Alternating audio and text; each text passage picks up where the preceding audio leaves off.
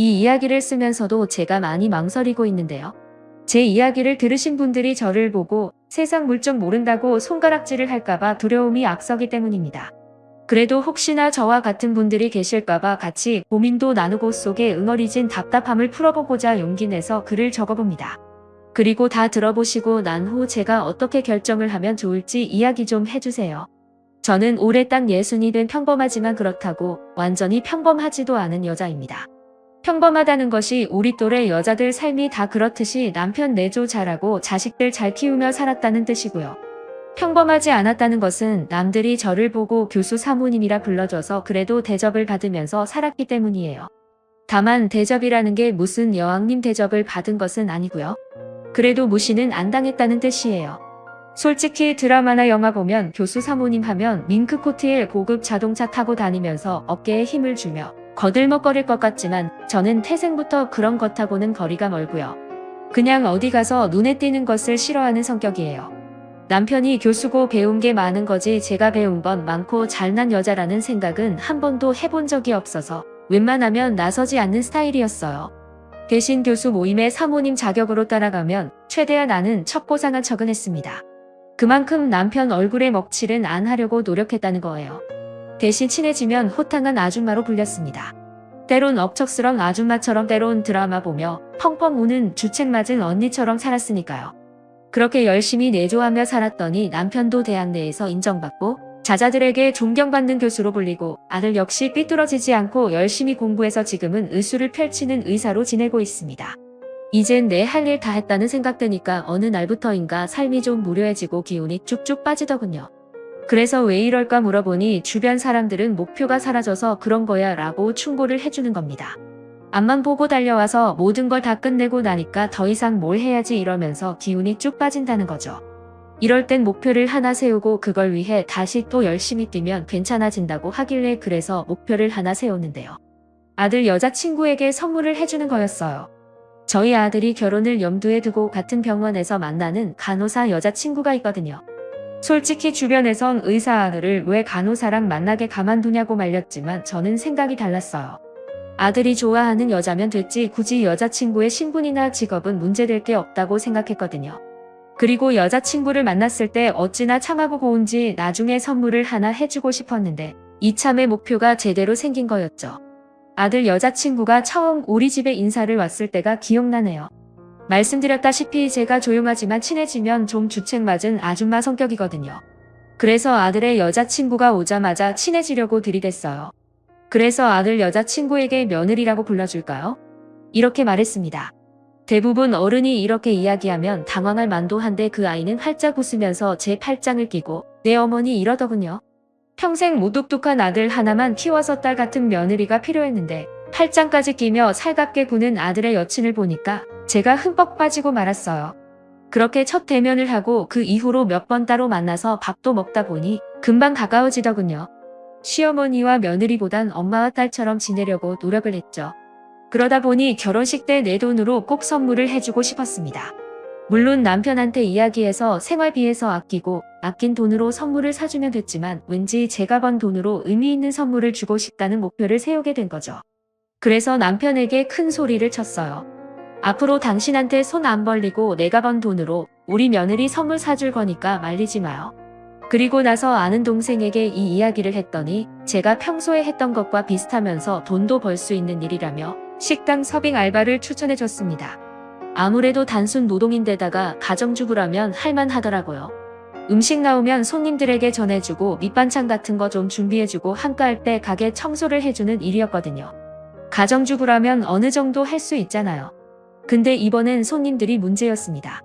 술 취해서 치근덕거리질 않나 반찬이 맛없다며 던지질 않나 아 정말 세상에 이런 진상이 다 있을까 상상도 못했던 사람들을 만나는 게 너무 힘들더군요. 그래서 그만두게 됐죠. 돈을 떠나서 직원만 보고 사람을 하대하고 무시하는 분위기가 정말 견디기가 힘들었습니다. 그래서 이 얘기를 아는 동생에게 하니까 언니는 너무 온실 속에 화초로 자라서 그래.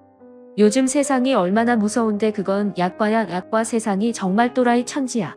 그 말이 조금 이해는 됐지만 그래도 또라이보단 정상적인 사람이 많으니까 세상이 돌아가는 거라 생각했어요. 그래서 다른 일을 좀 알아봤죠. 이번엔 택시 회사에서 내부 세차를 돕는 일을 했어요. 근데 이건 몸이 부서질 것 같더군요. 택시 들어오면 아내 청소해주고 세차비를 받긴 하는데 아내 지저분한 건 둘째치고 너무 정신이 없고 기사님들도 어찌나 드센지 조금만 청소가 안 되어 있으면 막말을 퍼붓더라고요. 그래서 나중엔 마트 캐셔로 일하게 됐어요. 제가 공부를 잘했던 건 아니지만 이건 기계가 계산하는 거고 어차피 물건만 잘 담아주면 되는 일이니까 잘할 줄 알았죠. 근데 뭐든 쉬운 일이 없다군요. 하루 종일 서서 일하는 것도 힘들지만 물건을 빼달라는 손님부터 쇠치기해서 물건을 툭툭 던지는 무례한 사람까지 봤어요. 어딜 가나 진상들이 있더군요. 게다가 더 큰 이유는 제가 손이 너무 느려서 계속 실수를 하거나 포인트 버튼을 제대로 누르지 못하고 실수를 하니까 마트 관리인이 그만두는 게 어떻겠냐고 말하는 겁니다. 정말 자존감이 팍 떨어지더군요. 뭐든지 척척 잘해낼 줄 알았는데 매번 실수하니까 제 스스로가 미워지는 겁니다. 게다가 몸도 피곤하고 마음의 상처까지 입으니까 내가 왜 사서 이 고생을 하고 있나 눈물까지 났어요. 정말 내가 인생을 편하게 살았구나. 고생하며 일하는 분들도 많은데 내가 정말 세상 물정을 몰라도 한참 몰랐구나. 이렇게 저를 되돌아보게 됐고요. 아무래도 제가 늘 지쳐서 들어오니까 하루는 아들이 묻더군요. 엄마는 요즘 뭘 하시길래 얼굴이 어두워요. 차마 며느리 될 사람을 위해서 사서 고생 중이란 말은 못하게 했고 그냥 운동을 심하게 해서 그렇다고 둘러댔죠. 제 속사정을 아는 남편은 저한테 몰래 다가와서 이제 그만해. 솥뚜껑만 운전하던 사람이 무슨 사회 나가서 돈을 번다고 허들갑이야. 그냥 돈 줄 테니까 그걸로 선물 사줘. 당신이 이러고 다니는 거 알면 아들이 기겁한다고. 막상 남편이 무시하는 듯이 말하니까 더욱더 오기가 생기더군요. 솔직히 못할 게 뭐가 있겠어요. 누군 타고날 때부터 교수짓 했습니까? 엄마 뱃속부터 인문학, 철학, 공학 이런 거 줄줄 외우고 태어난 것은 아니잖아요. 비록 제가 배운 것은 많이 없어도 엄마로서, 아내로서, 가정주부로서 노하우는 있었거든요. 남편한테 괜히 괘씸해서 한마디 했죠. 당신은 나 없으면 라면 물도 제대로 못 마치는 주제에 어디서 큰 소리예요. 두고 봐요. 내가 내 손으로 돈 벌어서 우리 며느리한테 멋진 선물 하나 해줄 거니까 당신은 가만히 있기나 해요. 제가 눈에 도끼를 품고 한마디 하니까 남편도 꼬리를 슬쩍 내리는 겁니다. 오기가 생기니까 뭐든 할 수 있을 것 같아서 아는 동생을 통하지 않고 제가 직접 알아봤어요. 제가 가장 잘할 수 있는 일을 보니까 스마트폰 어플을 깔면 파트타임으로 일하는 청소도우미를 모집하더군요. 제가 원하는 시간에 맞는 업무를 제가 골라서 찾아가면 되고 어차피 제가 하던 일이니까 자신도 있었습니다. 시급도 나쁘지 않았고요. 운이 좋아서 딱 한 달만 일하면 며느리 선물에 아들 선물까지 챙겨줄 수도 있을 것 같았어요. 그래서 처음으로 남의 집에 청소도우미로 일을 하게 됐죠. 처음 간 집은 아이만 여럿인 집이었는데 그냥 청소 좀 해주고 조금 남는 시간에 밥 좀 해주고 아들 어릴 적 보는 것 같아서 놀아주고 우리 집이라고 생각해서 더욱더 꼼꼼히 챙겨줬더니 집주인이 굉장히 만족해하는 겁니다. 저도 뿌듯하더라고요. 드디어 저한테 딱 맞는 일을 찾았다는 생각이 들었어요. 그리고 아들에게 슬쩍 말을 했죠. 너 나중에 엄마한테 잘해야 한다. 어디 가서 이런 엄마 못 만나? 아들은 뜬금없는 제 이야기에 어리둥절해 하더군요. 근데 그 표정이 어찌나 재밌던지 속으로 흐뭇했어요. 그렇게 청소도우미로 몇 번 해보니까 슬슬 자신감도 붙고 웬만한 거리도 버스 타고 가서 척척 해낼 정도가 되더라고요. 이렇게 몇 번만 더 일하면 며느리에게 나름 고급 선물도 해주고 남겠더라고요. 근데 뭐든지 잘 풀리면 꼭 한 번은 돌부리에 걸려 넘어지게 되잖아요. 저 역시도 너무 일이 잘 풀리다 보니 제대로 성사에 휘말리는 일이 생긴 겁니다. 그날도 시간대에 적당하고 시급도 괜찮은 일이 있길래 바로 오케이 하고 일을 하러 갔습니다. 집에서 10점 정도 떨어진 곳이었는데 굉장히 의리의리한 집이더군요. 이런 집이라면 고정으로 일하는 도우미가 있을 텐데 왜 나를 불렀을까? 어리둥절했습니다. 어쨌든 안에 들어가니까 한눈에 봐도 허세에 가득 찬 사모님이 의자에 삐딱하게 앉아서 오늘 해야 할 청소범이랑 몇 가지 당부말을 해주는 거예요. 이런 일을 처음 겪으면 놀랍겠지만 서빙 알바에 택시, 세차에 마트 캐셔하며 온갖 진상은 다 만난 터라 별로 놀랍지도 않더라고요. 그냥 열심히 하겠다고 인사를 하고 지정해준 곳만 일을 하면 되겠다 해서 평상시처럼 한눈 안 팔고 열심히 일을 했습니다. 솔직히 대부분 어디만 깨끗이 해달라 이렇게 이야기를 하고 큰 참견은 안 하거든요. 아니면 끝날 때쯤 와서 확인만 하는 정도예요. 근데 그 사모님은 계속 저를 지켜보는 거예요. 마치 귀금속 매장에 들어가면 혹시 뭘 훔쳐가나 쳐다보는 보안 요원처럼 계속 저를 쳐다보는데 뒤통수가 따가울 정도더군요. 돌다리도 두들겨보고 혼난다는데 의심이 많은 사모님인가 보다 이렇게 생각하고 저는 정해진 시간에 정해진 일을 야무지게 했습니다. 중간에 사모님이 갑자기 말을 시키더군요. 원래 우리 집에서 일하는 아주머니 한 분이 계시는데 하필 중요한 날인데 몸이 아프다고 해서 아주머니를 부른 거예요. 그러니까 혹시 오늘 일을 잘해주시면 제가 또 부를 수도 있으니까 잘 좀 부탁해요. 묻지도 않았는데 갑자기 자기 이야기를 꺼내서 그냥 내내 이러고 말았죠. 자기도 무안했는지 그제서야 자리를 피하더군요. 감시 카메라가 없어졌다는 생각에 조금 안심은 되더라고요. 어쨌든 저는 하늘을 우러러 한 점 부끄럼 없이 일을 잘 마무리하고 집으로 돌아왔죠. 근데 집에 돌아와서 쉬고 있는데 청소 어플 회사에서 전화가 온 거예요. 그러면서 오늘 청소한 집에서 문제가 생겼는데 무슨 일인지 해명도 할 겸 직접 전화를 해보라고 하더군요. 도대체 문제가 뭐길래 전화를 하라고 그럴까? 정말 궁금해서 알려준 번호로 전화를 걸었어요. 아까 그 사모님이 전화를 받자마자 대뜸 욕설을 내뱉더군요. 그러면서 하는 말이 지금 당장 우리 집으로 와요. 안 오면 신고할 테니까. 오한이 벙벙하더군요. 그래서 남편에게 오늘 일한 곳에서 문제가 있나봐 이렇게 이야기했더니 남편은 무슨 큰일이겠냐며 태워다 줄 테니 자초지종이나 들어보라고 하더군요. 그때만 해도 설마 했어요. 보아하니 돈도 좀 있는 집안이니 상식선에서 이야기할 거라 믿었죠. 그렇게 남편은 차로 저를 데려다 줬고 차 안에서 기다릴 테니 다녀오라고 하더군요. 그래서 저는 아무 생각도 없이 그 집 안으로 들어갔어요. 근데 사모님이 저를 보자마자 뺨을 후려치는 겁니다. 너무 어이가 없더군요. 지금까지 진상이란 진상은 다 만난 줄 알았는데 이런 개진상은 처음이었어요. 제 뺨을 때리자마자 하는 말이 화장실 위에 있던 금팔찌 어딨어 당신이 가져갔지? 이러는 거예요. 정말 어이가 없더군요. 보아하니 사모님, 아니 그 여자의 남편으로 보이는 남자는 팔짱을 끼고 저를 위아래로 훑어보고 있는 겁니다. 순간 금팔찌는 뭐고 내가 왜 이 꼴을 당해야 하는지 모르겠더군요. 그래서 저는 금팔찌는 본 적도 없고 내가 왜 이런 꼴을 당해야 하는지 모르겠다고 항의를 했습니다. 그랬더니 그 여자는 스마트폰에 금팔찌의 사진을 보여주면서 이거 말이야, 이 금팔찌 내 이름이 정확히 적혀있는 금팔찌. 이거 수제로 만든 거야. 근데 끝까지 잡아뗄 거야? 웬만하면 직접 사과하며 끝내려고 했더니만 정말 막장이구만. 아줌마, 경찰 부를 테니까 경찰서 가서 그렇게 계속 모르는 척 해봐. 순간 너무 무서우니까 머리가 혼란해지더군요. 내가 금팔찌를 본 것 같기도 하고 그걸 치웠던 것 같기도 하고 계속 뒤죽박죽하기 시작했어요. 저는 훔치지 않았고 제가 훔칠 사람이 아니라고 계속 항변했지만 그 여자는 제 팔을 잡아 끌며 오늘 집에 온 사람은 당신밖에 없는데 금팔찌에 다리가 달렸어. 왜 사라졌는데? 말을 해보라고. 게다가 그 여자 남편까지 합세해서 저를 몰아세우니까 저도 모르게 그 자리에서 펑펑 울게 됐습니다. 그 여자는 금팔찌 값을 내놓으면 없던 일로 해줄 테니까 빨리 돈을 내놓으라는 겁니다. 그래서 얼마냐고 했더니 제가 일하면서 모은 돈의 비상금으로 꽁꽁 숨겨둔 돈까지 탈탈 모아야 살 수 있는 액수더군요. 정말 어떻게 모은 돈인데 이렇게 뺏겨야 하나 생각이 들어서 경찰서로 갈까도 생각했지만 제가 정말 온실 속의 화초처럼 바보같이 자란 터라 경찰서 간다는 말에 저도 모르게 그 돈을 주고 집에서 나와버렸습니다. 아마 이쯤에서 저보고 바보 같은 여자라고 말씀하시는 분들 많을 거예요. 맞아요. 정말 바보 같았죠. 근데 정말 그 순간은 무서웠고 그냥 그 순간을 벗어나고 싶다는 생각뿐이었습니다. 그렇게 즉석에서 돈을 이체해주고 나서야 그 여자 집에서 나왔습니다. 차 안에서 기다리던 남편은 무슨 일이냐고 묻는데 차마 도둑으로 몰렸다고 이야기는 못하고 집안 청소 문제 때문에 클레임 들어와서 해명만 했다고 둘러댔죠.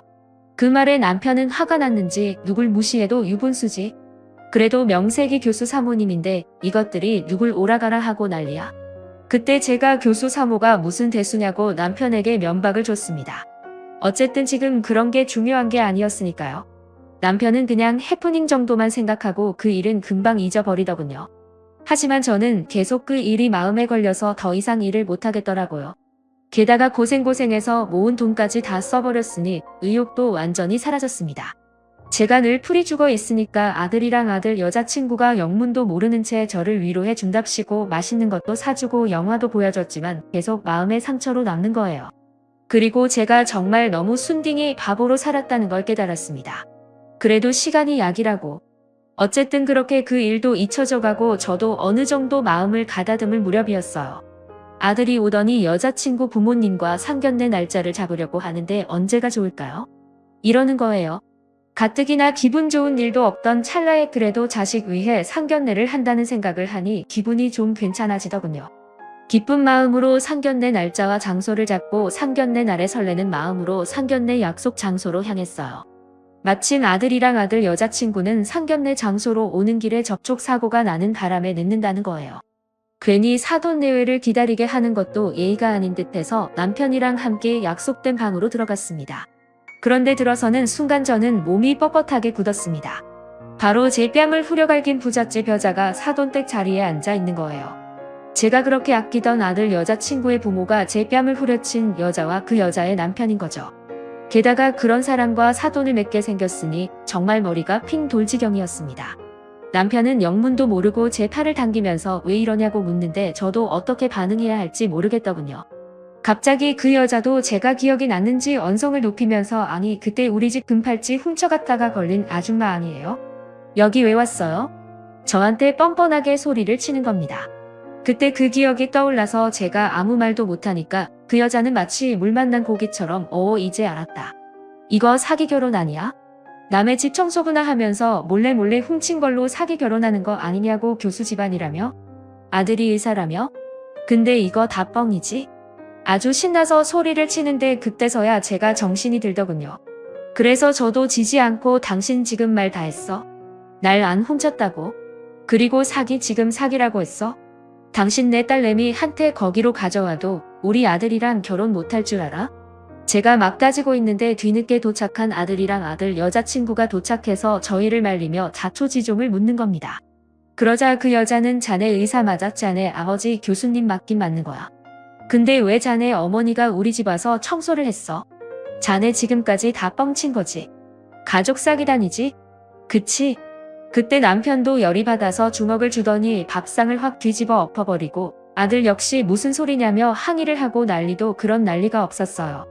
저는 너무 억울해서 내가 당신 내 집에서 일한 건 당신 딸내미 선물 주려고 한 것뿐이야. 내가 돈이 없어서 그런 줄 알아. 당신처럼 주렁주렁 멋으로 달고 다니는 금부치가 아니라 진짜 정성이 담긴 금부치 하나 해주려고 했어. 그 말을 하고 나가려고 하는데 남편이 제 손을 붙잡고 여기서 우리가 왜 나가? 저런 인간 쓰레기들이 나가야지. 하며 저보고 꿋꿋하게 따지라고 하는 겁니다. 그 말에 용기가 더욱 생기더군요. 저랑 남편 그리고 아들 마지막엔 아들 여자친구까지 저를 두둔하며 자기 엄마에게 따지듯이 공격을 하니까 그 여자는 자기도 뭔가 틀렸다고 생각했는지 당황하는 겁니다. 그러더니 아니 그러면 교수 사모님이라고 말을 하지 왜 안 하셨어요? 근데 왜 남의 팔찌나 훔치시고 그래서 이러면서 말끝을 흐리는데 뭔가 느낌이 이상하더군요. 왜냐면 그 여자가 소리 지를 때 팔뚝에서 금팔찌가 빛나는 걸 제가 봤기 때문입니다. 그래서 얼른 그 여자 팔을 낚아채서 큰 팔찌를 보며 이거 뭐예요? 그때 나한테 이 팔찌 없어졌다며? 사진 들이대며 보여줬는데 이게 왜 당신 팔에 있는 건데? 당신이야말로 이거 사기 아니야? 그 여자도 놀랐는지 제대로 말을 잇질 못하더군요. 그제서야 변명이라고 꺼내놓는 게 아니 원래 일하던 아주머니가 이걸 훔쳐갔는데 그걸 오해해서 도둑으로 몰아썼네요. 미안합니다. 정말 화가 나더군요. 나를 도둑으로 몰아세운 것도 열받지만 내 돈은 받아먹고 입까지 씻고 오히려 큰 소리까지 쉬었던 거잖아요. 그냥 저를 어디 못 배운 청소나 하는 여자라고 취급을 하는 저급한 사고방식이 너무 싫었습니다. 교수 부인이면 대접하고 청소 보면 이런 취급을 당해야 하나요?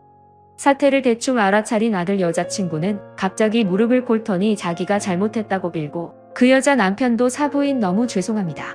이러면서 싹싹 비는데 어이가 없더군요. 그렇게 기세등등하더니 이젠 자기들 죄가 밝혀지고 게다가 누가 봐도 우리 집 식구들이 우세하다고 느껴지니까 바닥에 납작 엎드리는 꼴이 너무 가증스러웠습니다. 그렇게 이쁘게 보이던 아들의 여자친구도 더럽게 보였고요. 그래서 제가 태어나서 처음으로 비열한 한마디를 했죠. 아들 여자친구에게 말했습니다. 난 내 손에 때 묻히기 싫으니까 내가 내 엄마 뺨을 때려. 그러면 용서를 생각해볼게. 그 말에 아들 여자친구는 고민하더군요. 하지만 결혼이 파토날까봐 부들부들 떨던 그 여자는 어서 자기 뺨을 때리라며 재촉을 하는 겁니다. 그런데 차마 아들 여자친구는 못 때리겠다며 멈추는 겁니다. 그래서 뒤도 안 돌아보고 나왔습니다. 솔직히 자기 엄마 뺨을 때리든 때리지 않든 저는 결혼에 찬성을 안 할 생각이었거든요. 그리고 다음날 아들 여자친구가 팔찌값을 현금으로 가져왔다군요. 솔직히 그건 받았습니다. 제 노동의 결실이었고 저의 억울함이 담긴 피와 땀의 결실이었으니까요. 그러면서 아들의 여자친구가 하는 말이 자기는 부끄러워서 결혼을 못 올리겠다고 하더군요. 그래서 아들과 헤어지겠다며 인사를 하는 겁니다. 근데 그 말이 어찌나 가슴을 후벼 파는지 정말 갈등을 많이 했습니다. 그 집안 사람들을 생각하면 정말 가증스럽지만 그래도 아들의 여자친구랑 엄마와 딸처럼 보낸 시간도 많은데 그 정이라는 게 무시 못할 일들이었거든요.